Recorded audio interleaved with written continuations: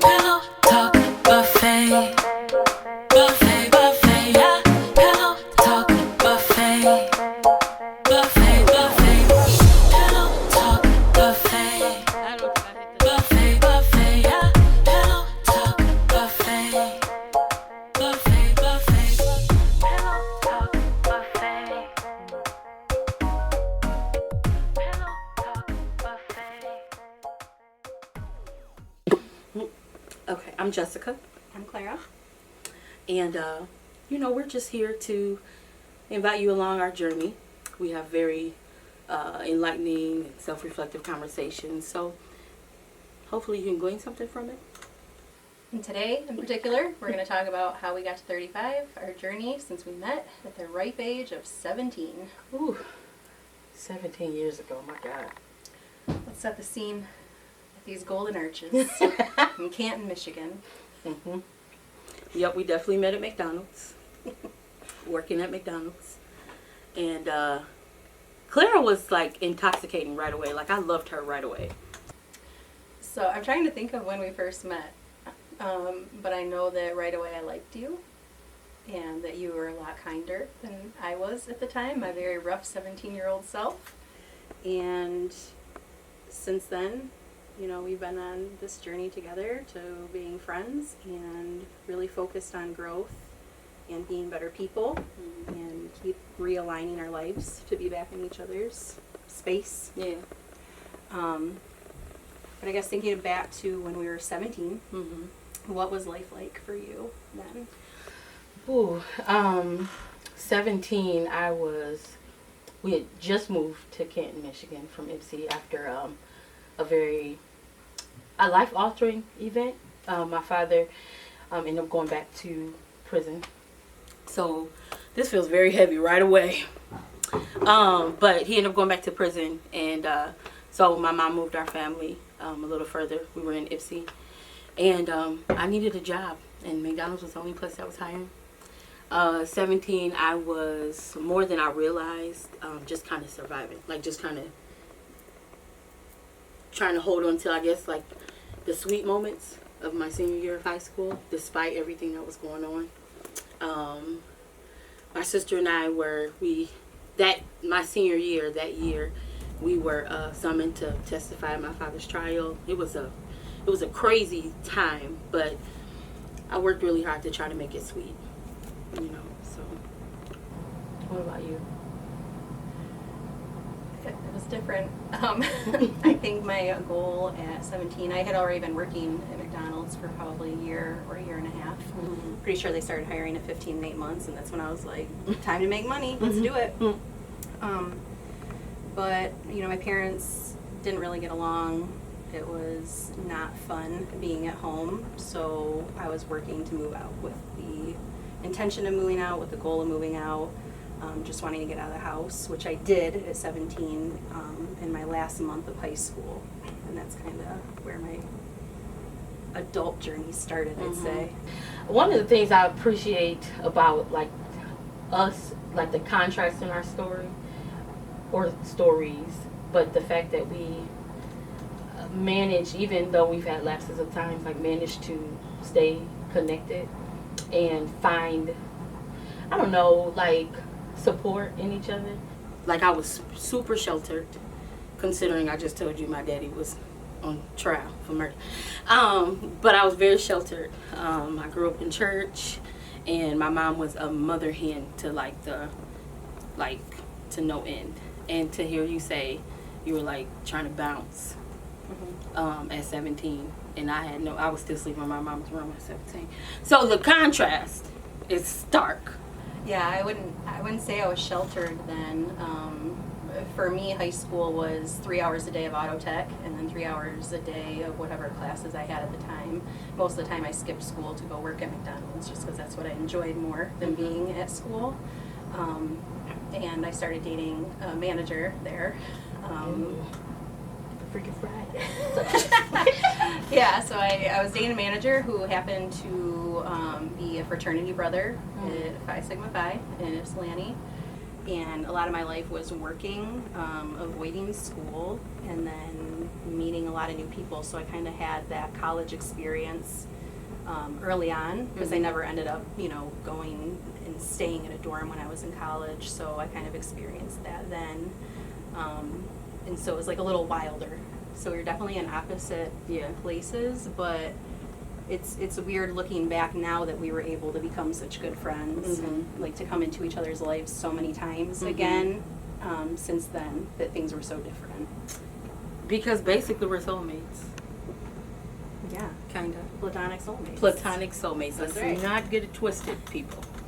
So what, moving from that, from that time into like your 20s, like what did that look like for you? So my senior year, like I said, I moved out. I lived with a couple of girls. One worked at McDonald's, the other one was a friend of hers. I lived there for a total of 2 months before things kind of got very toxic, and thankfully I wasn't on a lease. So that's when I was dating Mexicans at the time at McDonald's. that was my Mexican McDonald's worker dating phase. I remember that. Yeah. So who I was dating at the time, I ended up living with him and about 12 other family members in Shacktown, in a shack in Shacktown. So real quick, Shacktown is an area in Westland, Michigan. And if you drive by it, you'll know why it's called Shacktown. Anyway. And I think it was built like very cheaply and like around World War II, so that like people could afford to live somewhere. And so, but anyways, it was fine. It was like a townhome type setup, so there was enough room almost for everybody. So living there, I think I lived there for about a year, and then I was. So personal, but so I was sexually assaulted by one of their uncles, and then I had to figure out like where to go. So I was like freshly like 18, got an apartment right away. I think I had to wait like 2 months before I could move in, and then I lived in this apartment for a couple of years, and getting to like where I am now, everything was always very goal oriented. Like I was always working towards the next thing. So then it was like find my safety, like move to somewhere where you're safe by yourself, have your own place with Willow, my dog. And then after I moved to the apartment, there were some issues with the upstairs neighbors. They kept like throwing garbage in the yard, and then eventually started throwing knives off the balcony, which scared me, having a dog being on the bottom floor. So then when I was 19, I bought a house. And then after that, I went through a series of events. I was married once for about 2 months before he texted me one day and had moved out, so like a few months after we got married. And then that took... Wait. So if you don't mind, like, can we like dig a little bit there? Yeah, I just don't like focus too much on myself. No, it's okay. Like, we'll get back to me. It's not that exciting. So after how long were you all together before you got married? About 3 years we lived together. And then, looking back, I was 23. I got engaged when I was 22. Got married like right after, I think I turned 24, like a week after. And things, there was red flags like during the entire time where I think I should have known to not get married, but we had all these things planned, and I just didn't see how I could tell everybody that we weren't getting married, and I genuinely wanted it. I genuinely wanted to get married, and I thought we would be together for a long time. But afterwards, we just started fighting worse and worse, and then, we were supposed to have this big talk, and that day he texted me at work and said that he moved out. So after that, it took a really long time to get back to feeling like myself, like eating, which is like my favorite thing to do. Like, but that was hard at the time, and it's like weirder to talk about than I imagined because it was so long ago. But yeah, so that all happened, I had to figure out how to do a divorce and figure out how to do it cheap and fast, which isn't always easy. But after that, you know, I like became a gym rat, and I was like really taking care of myself. Went through, you know, another relationship, if you can like call it, I guess you can call it a relationship, where I didn't really feel, it wasn't serious, you know, and I didn't feel like we were aligned. And then, you know, that's where I met my second husband, you know, and at that time we started working together again, you know, and I was grateful, you know, because we saw each other at Zumba, and we happened to have, you know, call center openings, and you started working with me again. And at that time, I was like kind of freshly divorced and kind of seeing someone that was a more casual thing than I had ever experienced. And it was hard for me because I'm very much a like all in, like, let's figure this out and be there for each other and let me help you, like I want to be there for you type person. So you were there for me during that, and then, you know, that's where I met my second husband. That's such weird to say. Yeah. Like, how old am I? 50? No. But so, you know, a lot of us working together at that time was, you know, we would work because we're workers, but a lot of it was us kind of like, I feel like getting to know each other again. How old were we then? Ooh, that was 2012. So. That was 10 years ago. That was 10 years ago. 25. So a decade ago. Yeah. Like I feel like I've been 3 people since then. I know. Maybe 4. Maybe more. Yeah. Yeah. I don't want to like spend too much time here, but I do want to backtrack a little bit because. So. You're gonna keep making me elaborate. I know. I'm sorry. When you say like red flags, what did you? You don't have to say all of them or whatever you're comfortable with, but what did you see or what did you notice, and do you think your age or your emotional maturity at that time was a kind of pushed you towards a decision? I don't know if that question makes sense. Do you get where I'm going? I think some of it was society's standards and what I thought I was supposed to do. I thought that, and my parents were never married, so it's not like I saw them have this great relationship and a marriage and was like, yeah, that's what I got to do. It was like I wanted the things that they didn't do. So when I met this guy, and I genuinely fell in love for probably the first time ever, I was like, this is it, you know. And I think the red flags were probably being more focused on growing and setting goals, and knowing that he had no motivation for those same things, that he was just kind of like, let me see what life gives to me. And I think I should have known then that we weren't a good match. Not that his way was wrong or my way was right, but just I should have known that we weren't a good match. So like, because a part of your value system is like goals and like moving towards something, and his wasn't, like your value systems clash. So that kind of helped contribute to. I think so, and I think that I have always been someone that wants to take care of somebody in a relationship, and I was doing it way too much in that relationship, and I didn't know it, you know. That's, again, the contrast, because you've talked about you've been married twice, and like I haven't, at 35, I have never had like an official relationship. I've had like situationships, you know, and even going through my 20s, I lived, like I said, very sheltered. I didn't really actually move out of my mom's house for real until I was 27. I've never lived with a man, officially or anything like that. And a lot of my decisions were from a very guarded place. One of the things I loved about you, you're always open, even if you go through something like harsh or rough or whatever. You've always been just open, and like, in my opinion, like, what's next? You bring your whole self to the next thing, even if it takes a little time to heal in between. And I started off guarded. I think when my father went back to prison, well, you start off in jail, then they take you to prison. But anyway, when he went back, I remember saying to myself, like, no man is ever going to hurt me. So I remember closing myself off. So I went into situations emotionally unavailable, and I had like strong like self-esteem and self-worth issues. So like navigating that throughout my like my 20s and kind of uncovering it now in my 30s, it has been like a lot of work. Like I can see the difference between now and then, but just going through that time and hearing you say you were what is it, like goal oriented.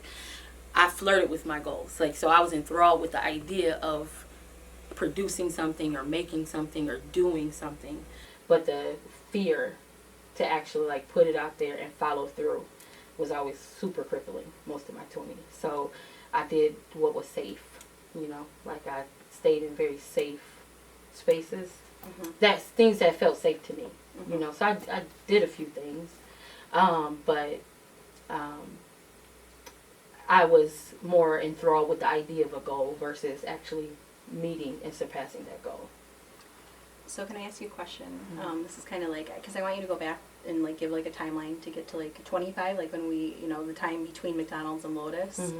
But I guess for me, having gone through 2 failed marriages and, you know, bad relationships and even like changing my major, like those were huge failures for me. Like I was able to be goal oriented and to like pursue certain things, but especially with marriage, like I felt a deep sense of failure. Like, is there anything like that for you where you felt like you really failed at something? I would have to say between 17 and 25, I feel like I failed, like I failed me in general. Because I was hyper aware of what other people thought about me, hyper aware of how I was perceived. So even if there was something that I wanted to do, I did not do it if I assumed that it wouldn't be supported or received well. I think the biggest thing I did in that time was I recorded my first EP.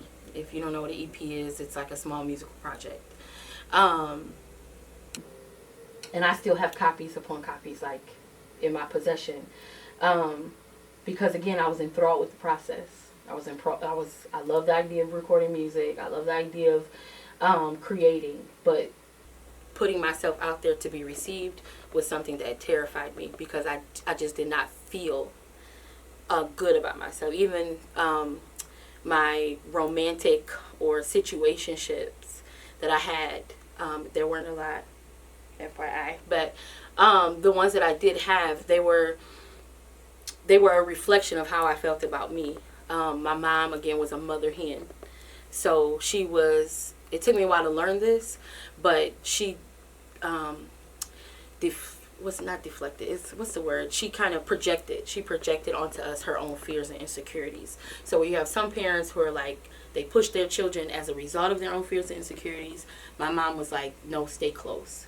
So we were still referred to as Candace's girls. And I'm like 25, 26.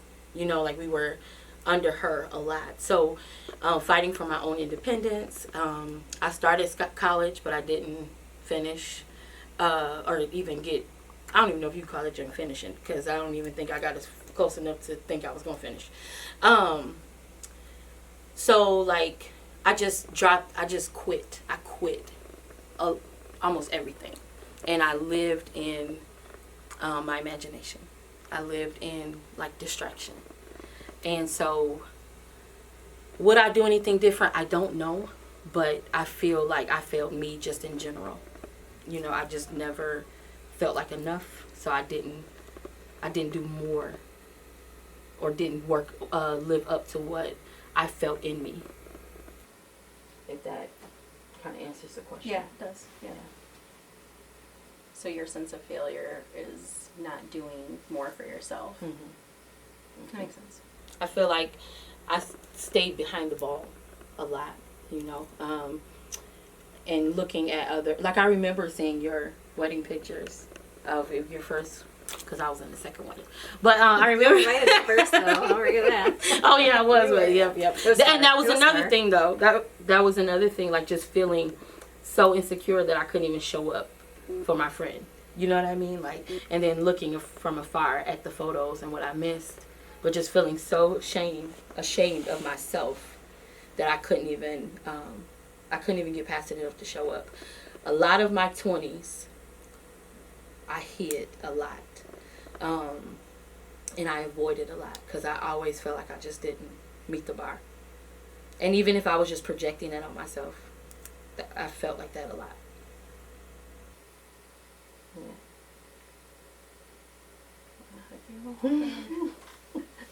And can we backtrack? I want to backtrack a little bit. Again, I'm not trying to poke or bring up things that are uncomfortable, but hearing you say, because I had no idea, and I almost started crying, I had to keep it together.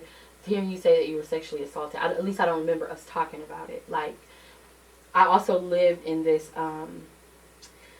again, in this space like that I created, and so at that, nothing like that had happened to me. You know, nothing like, even though my father was in and out of prison our whole lives and on drugs, my mom kept us in this neat little bubble. So we none of it touched us until that year. And so I lived in this safe place in my mind. Like, well, this hasn't happened and this hasn't happened. And, you know, and almost, I just created this space. So now coming out of it and learning and like healing and going through therapy, I'm able to acknowledge like that was traumatic and that was traumatic and that was traumatic, and it didn't look like that and it didn't read like that, but that actually was traumatic and it affected you deeply. Mm-hmm. Because in this little world that we created, and leaning too heavily on spiritual, like unhealthy spiritual practices.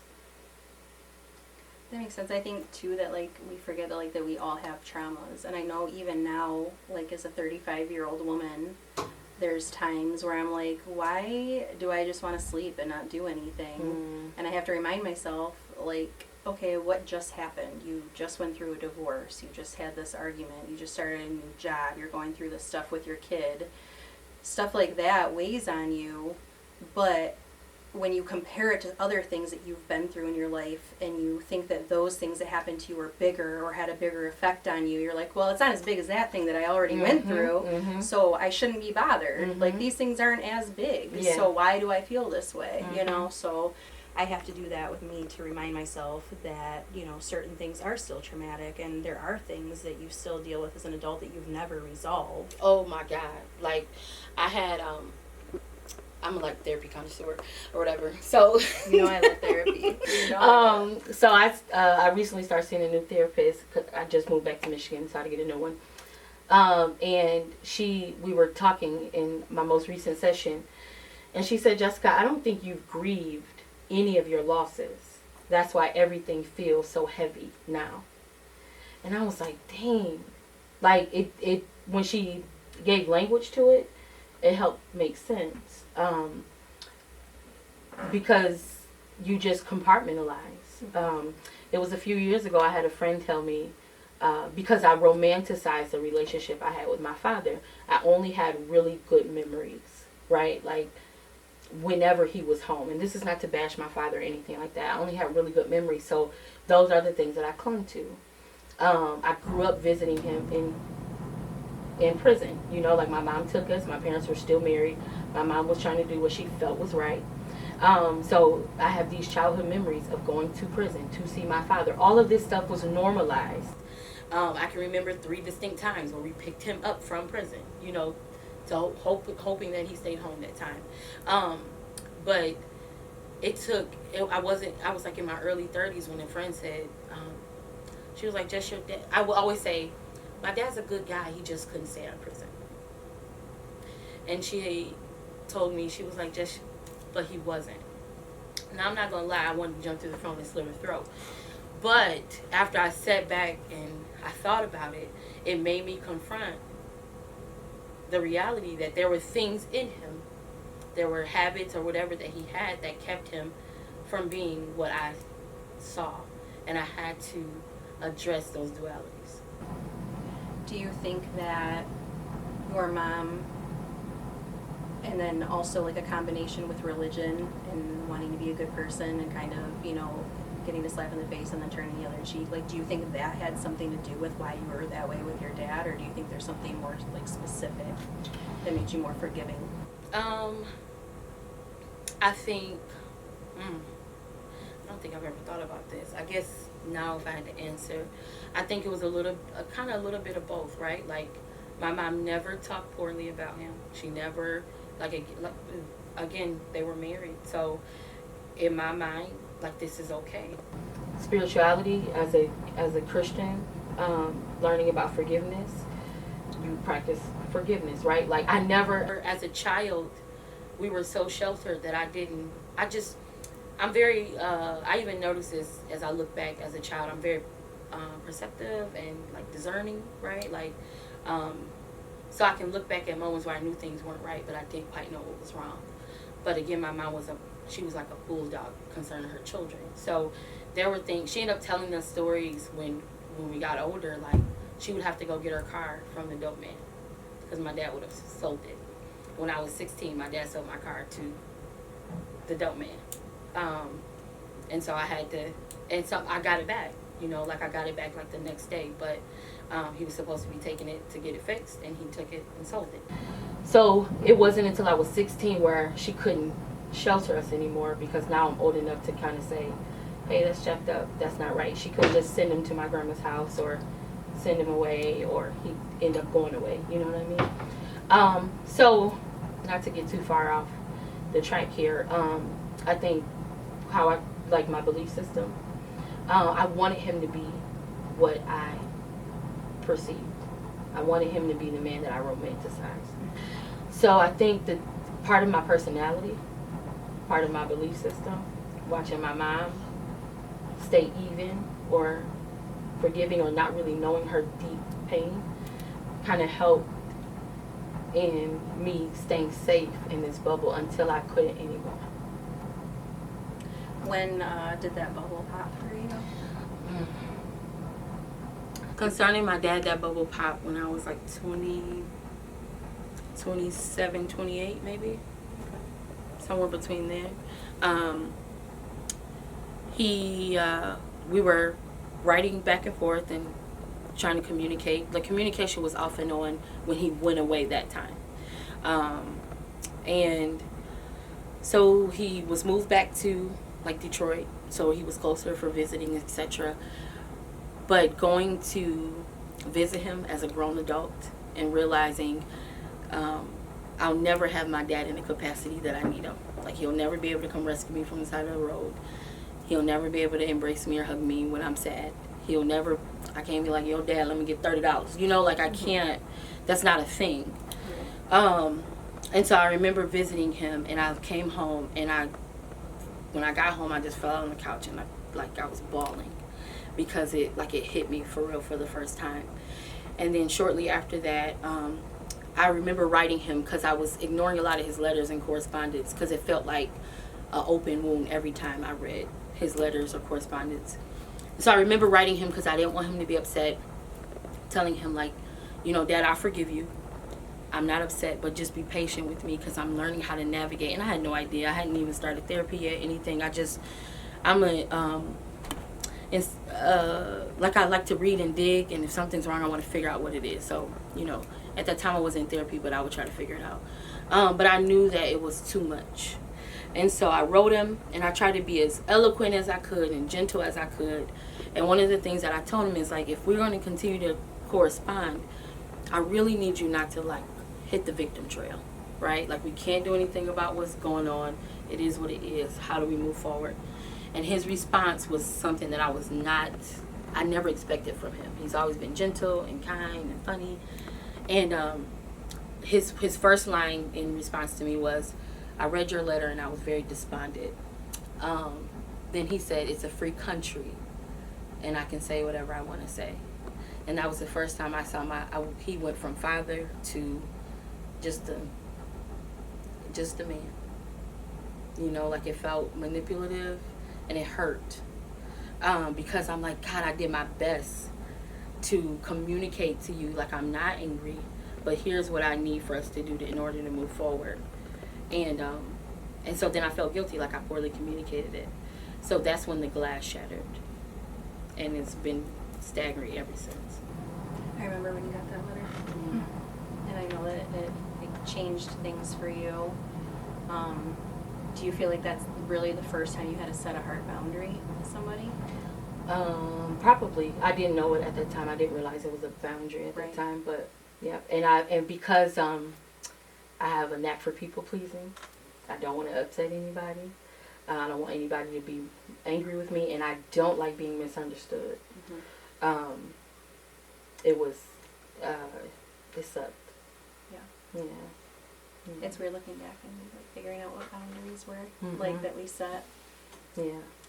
Like I know, like several for me were like, especially with Sean, like when we got divorced and he didn't want to sign the papers, I was pissed. I was like, you left, sir. Like, you sign these because you have to. Like, we're not about to stay married.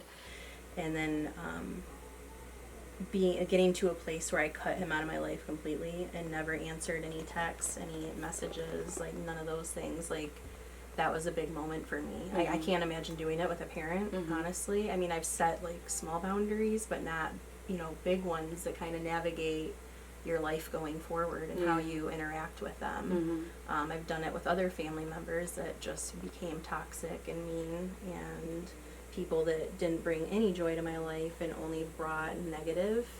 But I can't imagine having done that with a parent. Yeah. I think it's like really brave of you to have done that. And I'm sure it changed things for you after that with other relationships too. I wish I could say it did it a little sooner. It took some time. It took some time. I think that's fair because you learn one thing, and then it's like practicing after that. Yeah. Yeah, that makes a lot of sense. When you look at your relationships, or specifically your intimate or romantic relationships, or how do you would you say what your parents were or who they were affected how your relationship? Yeah, definitely. And I think that that's really the first example of what we see in what a relationship, what we think a relationship should be. And I think that you think that that's the norm until you get old enough to see other people's families, and you're like, wait, they sleep in the same bed together? That's so weird. Your dad doesn't sleep on the couch? Like, that's weird, But then you're like, no, wait, actually, hold up. Like, actually, my situation is weird. And I think that takes until at least middle school to really realize that certain things aren't right. But watching my parents kind of not be affectionate towards each other has made it hard for me to be affectionate, and it's something that I always crave in a relationship. And if I don't feel that, I think something's wrong. Because I watched that, I knew something was wrong once I got to be of a certain age, and I don't want my relationship to be like that. But I also was like, I don't want to be like them. So I'm going to get married, and nobody can tell me otherwise. I'm going to be helpful. I'm not going to be mean. I'm going to take care of somebody. I don't want to be attacking somebody all the time. And then getting to where just it failed anyways sucked, but that, was also me. And then I wanted other things too. It wasn't even just relationship, but I was like, they didn't go to school, so it was very big to them that I went to college because they didn't want me to do a labor intense job. My mom was a butcher. My dad still does construction and, complains about his body falling apart every day, but the man works 7 days a week, including holidays. He doesn't take a day off. So I didn't want that, but looking back and understanding student loans now, I kind of wish I had done a little less, but I really it really mattered to me that I impressed them. I wanted to prove to them that I could do better because that was very important to them that I did better in relationships and, as far as my career, that definitely pushed me to be how I am now. But now that I'm 35, I look at it and I'm like, could I have lived a little bit more? Could I have? Could I have done things, I guess, a little bit differently? I don't think I would change a whole lot because I'm glad, even though things hurt and things were tough, and I'm sure you could say the same thing. I'm glad that I got here. There's still so many things that I want, but I've had to learn to start telling myself that I don't have to be doing something all the time. I don't have to have a goal all the time. That's really hard to come away from. You're like goal oriented. Let me do something else, and I'm like, take me to the woods and leave me with the animals. Like I don't want to do Me and the anything. birds are singing Yes. forever for life. Like I'm Snow White. Where are my dwarfs? But in a way, like, and I know, like, we've had this conversation before, but to me, like, what you've done sounds like more freeing, but you had different things to deal with that I haven't ever had to experience that are really hard that you've dealt with, and to me, you've handled them so much more gracefully than I ever would have. And I wouldn't change things, like, you know. Yeah. But Ooh.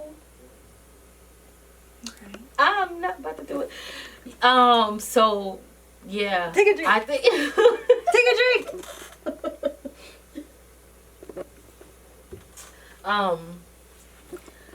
Thank you for saying that, because sometimes I feel like I am like fumbling Fanny. And when I look back and think, like, would I change anything? God, I want to say yes. I want to say yes, but no. Part of that is because, before I go into that, like, one of the things that you said in regard to your parents, like, wanting to impress them, part of my role as my mom's child, not intentionally, like, we were very codependent, you know, like, especially my younger sister and myself on my mother, and she needed us more than she even knew how to say. So a lot of my decisions were centered around what would make her happy, right? Like, I felt like I would have to sneak and do even, like, okay things, right? Because I was afraid of disappointing her, and not so much disappointing her in efforts of, like, my goals or dreams, but just her not agreeing with my decisions. And but then she passed away 2017, and so where I would resent the fact that I couldn't break free, so to speak, quote unquote, or I felt limited in what I could do, even though, like, I'm a full grown woman. At this point, I'm living on my own. I'm paying my own bills, trying my darndest not to ask her for any money, you know, just to assert my own independence. I feel like I was still trying to assert my autonomy and independence well into, you know, my late 20s, going into my 30s. But because she passed away and we weren't expecting it, I wouldn't change it, because that means I wouldn't have had that time. You know what I mean? Like, now I don't regret or resent the fact that we were like her little ducklings. You know what I mean? So I'm okay with that now. And knowing what I know now, and which I would even say our willingness to, like, lean into how to uncover and identify and shift. I feel like I have some tools now to help me recover from a time that I maybe at a point deeply regretted.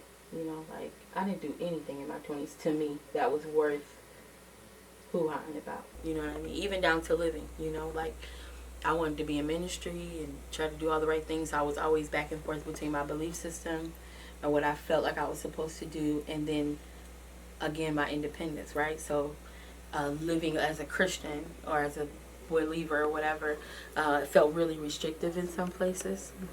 So then it was like either or. It was like, walk the straight and narrow or be wild, as wild as I could get, because I'm still like an old lady at heart. So even learning that balance, right? Like, my core belief systems are what they are, but even after my mom dying, it was liberating, right?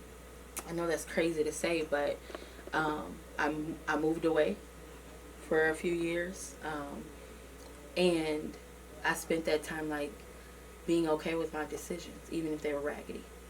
Like, they're mine.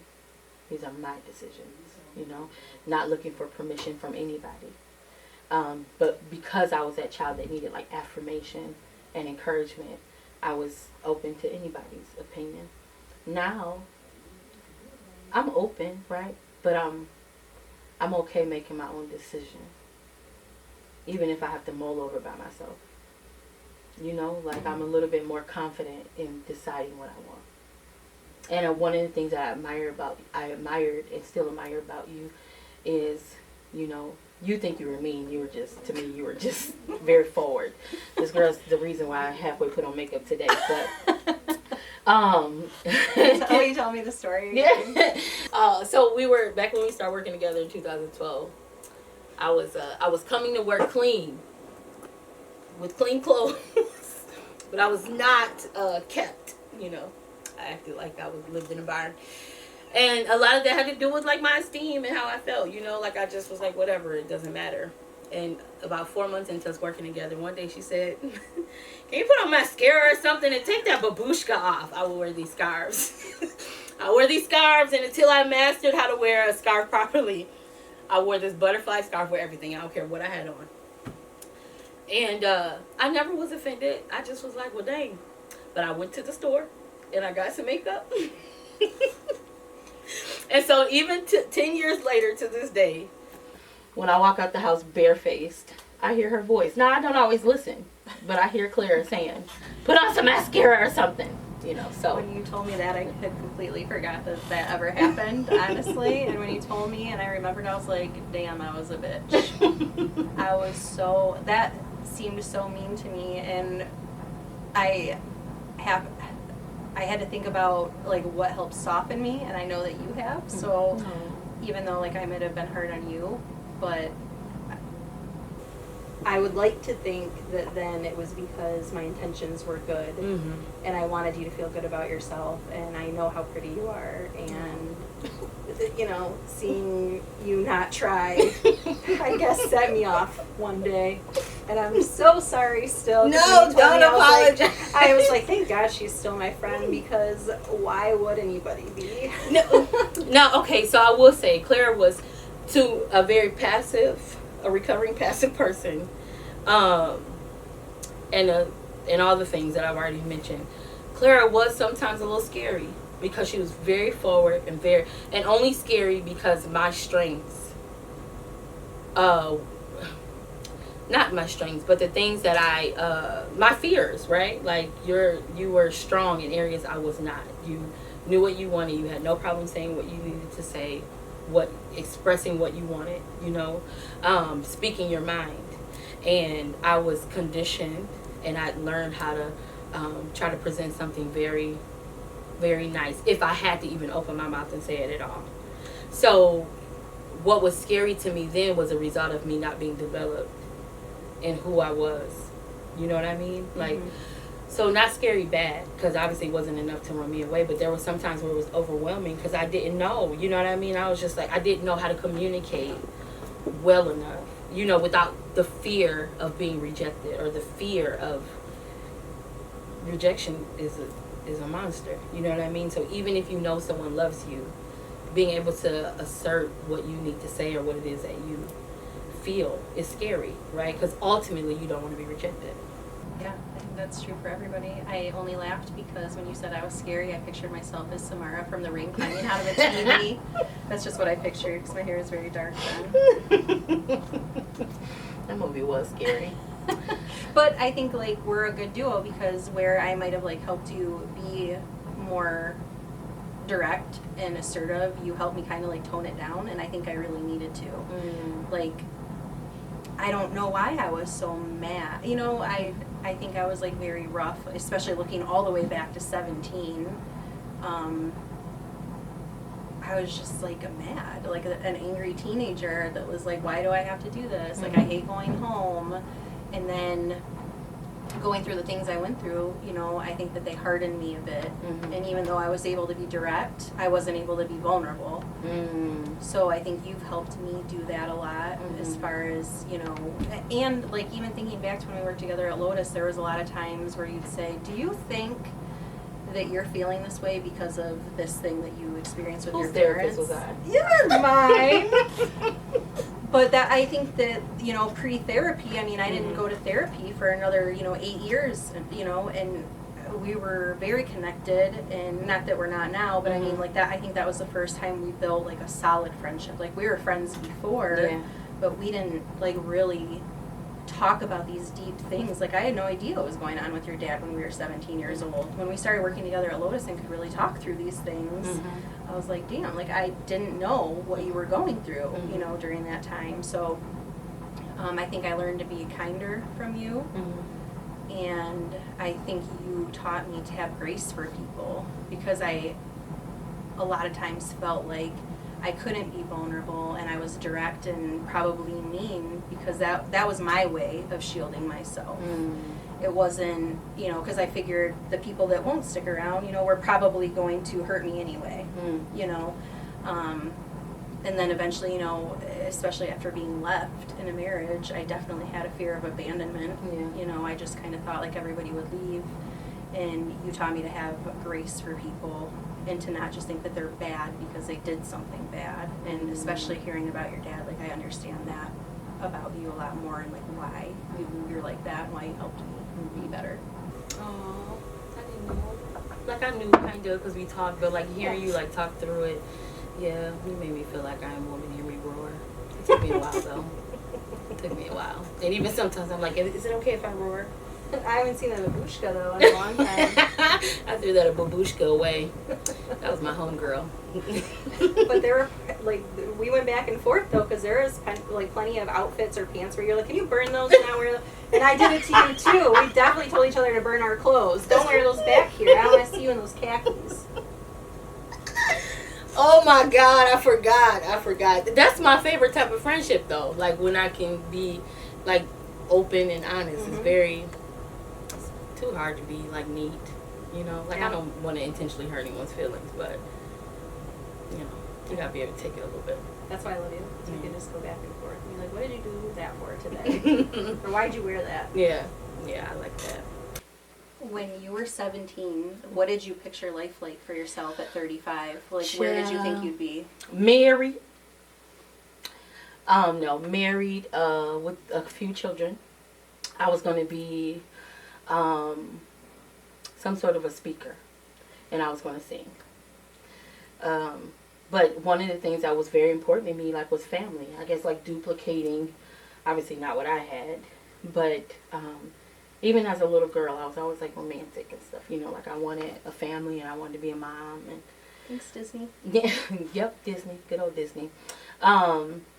So that's where I picked. At 17, I was like, I'm going to be married by the time I'm 23. I'm going to have all my kids by the time I'm 27. And, you know, they're going to be out of the house, and then we're going to go explore the world, right? Like, that ain't happening. That's not happening. That has not happened yet. Which is, you know, it is what it is. You know what I mean? Like, part of me is very happy it hasn't happened yet.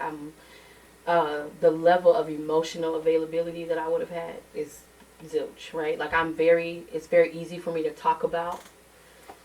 I'm very open, I feel like. You know, if I meet a stranger, I'm like, yeah, blah, blah, blah, blah. But actually, actively being emotionally available and allowing someone to be there for me, I would have been a terrible wife that young.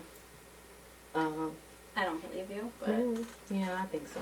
no, I think that you would have just learned, you know, like differently. Yeah, you know, I guess like, you're right. I don't think that you would have been bad at it, but I think, like, similar to like what I've done, you might have wasted time on the wrong people. Like, absolutely. Because I guess at that time the biggest thing was being chosen. Like, not being thorough about what chose me, but just being chosen, you know, and making it work.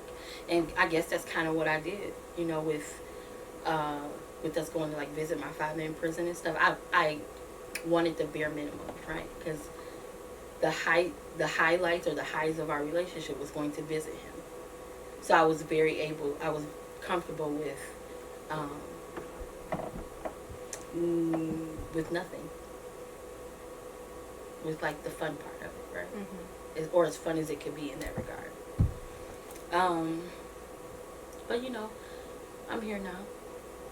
And I think all I can do is give and be better whenever that time comes. What about you?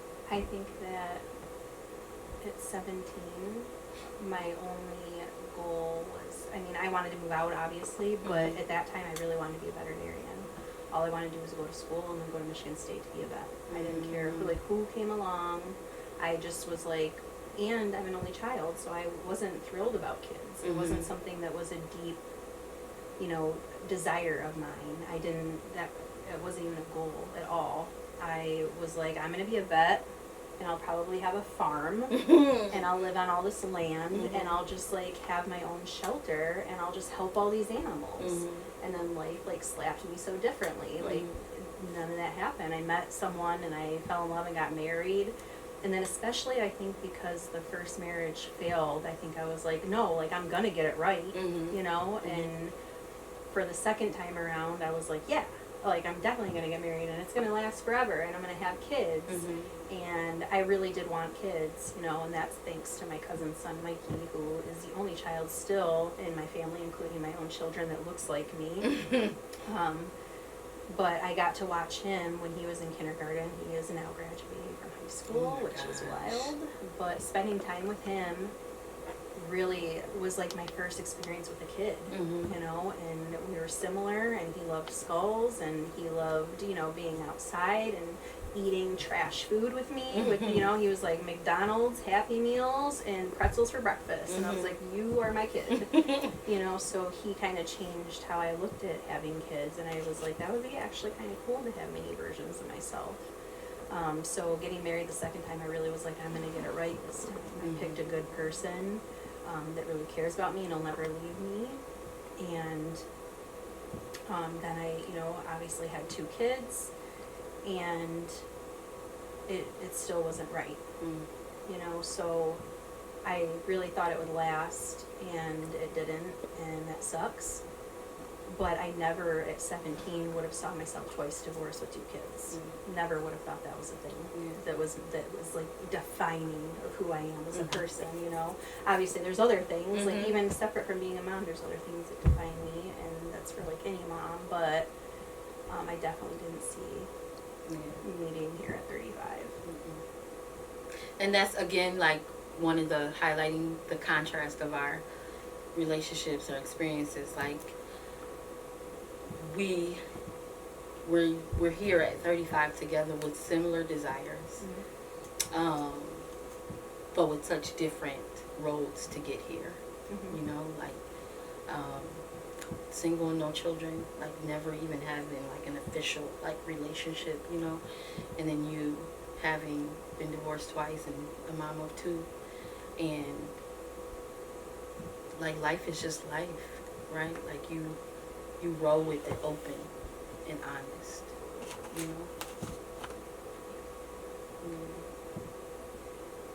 But even aside from that, like you've dealt with a lot, like a lot of loss. And I'm glad that like we're both in places where something that we're really focused on is being happy with ourselves no matter what else comes around or who else comes around. Yes. And who stays and who goes. And obviously, we call each other often about different little things that like we're dealing with, or big things.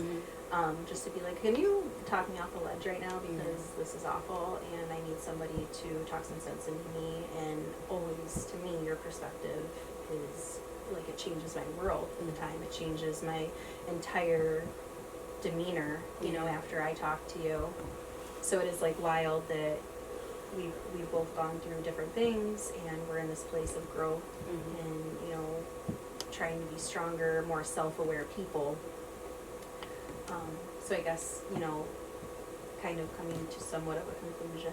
If you had any advice to give your 17-year-old self, what would you say?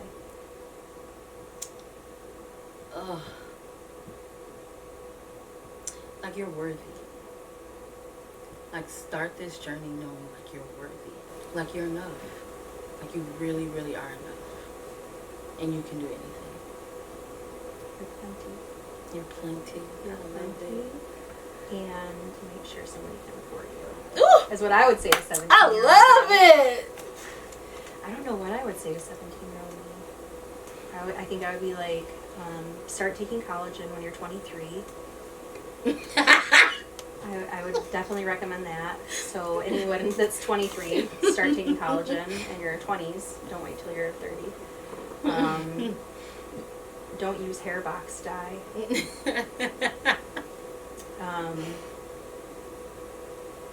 And I think I would have liked to tell myself that I should take myself a little less seriously. Like, things were so serious to me. And if anything got in my way of what I was trying to do, it really set me off. And, you know, I really got upset about it. And I think even until recently, probably in like the last year or so, I think I always thought that success was a destination that you got to, or happiness was a destination that you got to. Like, you'll get to this place, and once you do these things, you'll be happy and successful, and you'll feel accomplished, and then that'll be great. You'll be content, and that'll be life. Yeah. But I would have liked all my previous selves to know that as you get older, you're always growing, and you're always learning, and that you're always trying to do better, and that'll never end. And I think I would have looked at life completely differently if I had thought that. One of the things, not to like go too far, because I love what you said, like one of the things that I'm like valuing and appreciating now, like I tried to change all of my external circumstances all the times through all of, like you said, my previous selves. So if I look at all my previous selves, I was trying to change my external circumstances, even if my whatever I was trying to change or attach myself to was to the detriment of my physical, emotional, mental health, or whatever. I was always trying to adjust what's on the outside, hoping it would guide me to some happy, satisfied place. Now in the sweet, ripe age of 35, and after I've learned what I've learned, and still learning, like, arriving to that place internally, right? Like, because my external circumstances are always going to change. My mom's death has taught me that. Like, that was something completely out of my control. Moving back home to Michigan has taught me that. Like, there are always going to be circumstances that you can't control. Find your strengths in turn. And if you have something to add, or a better way to say this, please do. But, like, what makes you happy? Like, I started to write down the little things of what makes me happy. Like, this type of music makes me happy. These type of photos make me happy. Right? Like, what kind of movies do I like? Go watch that movie. Right? Like, if someone asks, I realize, like, if someone asks me a direct question, like, what's your favorite color? I'm like, pepper peach, check it out, feel like what I feel like. Like, what I want to be able to answer, like, I don't know enough about me to even be able to answer a question directly. And I've found that learning those things about me, like, yield to my own happiness, right? Like, it's weird. I don't know the psychology behind it. There even is, but like it's all internal. It really is internal, right? Like, you're home. You're your own home. And I think it gives you a way to know yourself more, to understand yourself better. Like, there's nothing that causes more anxiety in me than somebody asking me my hobbies. And even, the past few years, we had to make a slideshow at work, and it was like, name 3 cool facts about yourself. And I was like, oh no, I don't have any cool facts about myself that are, I was like, I'm an only child. Like, I don't know, like, I did auto tech, So that definitely kind of motivated me to be like, what do? And I'm like, I really like binge watching TV.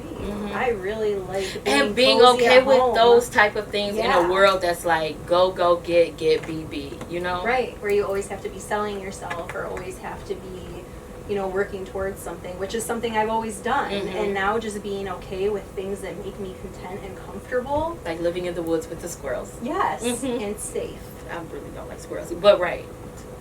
Okay, this has something to do with this podcast. Right before I was leaving, 2 squirrels ran under my gate. And they scared the shit out of me. I was like, hey, that's what I said. I thought someone was attacking me. It's a locked gate, but they ran under it. But anyways, so I think, like, those things that make you content and safe and happy, like, I think that's really important to know about yourself. And I never, ever took the time before now. Because everything I did was yielded towards how can I appeal to the world around me. Yeah. And never even considering, like, how do you appeal to yourself? Or how can I be successful? And how can I say that I've accomplished things, rather than, you know, just doing things that you enjoy. Yeah. That's not something I really took the time to do. Yeah. I like this conversation. Me too. I love you a whole lot. I love you too. You're so dreamy. Well, guys, thank you for listening. I hope you got something out of our chit chat. Thanks. Love you. Love you. Bye. Okay, love you. Bye.